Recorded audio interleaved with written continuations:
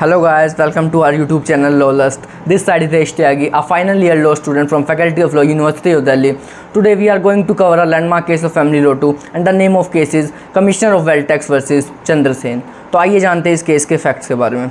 देखिए, इस केस में एक फादर और एक सन होते हैं। सन जो कि हमारे रिस्पोंडेंट है चंद्र सेन, देवर बिजनेस पार्टनर्स। इनका एक बिजनेस होता है, दोनों पार्टनर्स होते हैं उसमें, और उसके बाद इनके बीच में पार्टीशन भी हो जाता है। पार्टीशन होने के बाद क्या होता है, फादर की प्रॉपर्टी अपनी सेपरेट हो जाती है और सन की प्रॉपर्टी अपनी सेपरेट हो जाती है।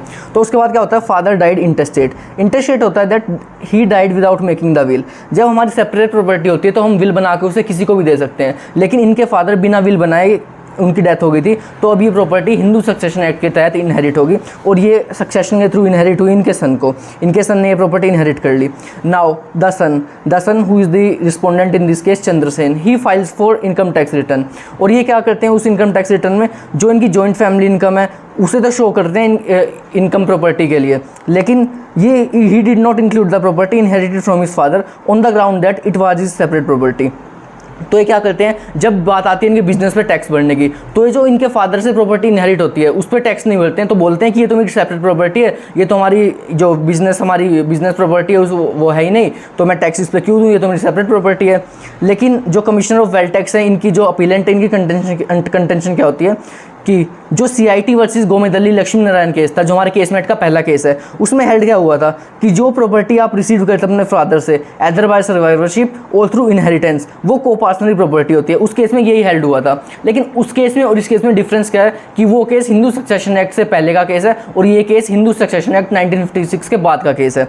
तो इस केस में यही मेन इशू था कि जो प्रॉपर्टी एक सन इनहेरिट करता है अपने फादर की सेपरेट प्रॉपर्टी से, should be assessed as income of Hindu undivided family और ऑफ हिज इंडिविजुअल इनकम, कि उसको क्या मानना चाहिए, उसको हिंदू अनडिवाइडेड फैमिली की प्रॉपर्टी मानना चाहिए या सन की इंडिविजुअल प्रॉपर्टी मानना चाहिए। तो कोर्ट इसमें ऑब्जर्व ये करती है that before the Hindu succession act 1956 when a son inherit separate property from his father he takes it as joint family property.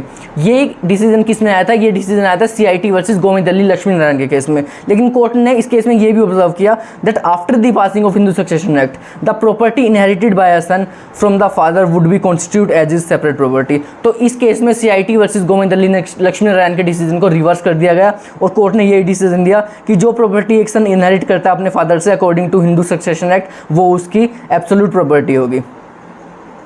तो यही था गाइस इस केस में main facts, observation, decision. If you like our video then please subscribe to our channel. Thank you for watching our video.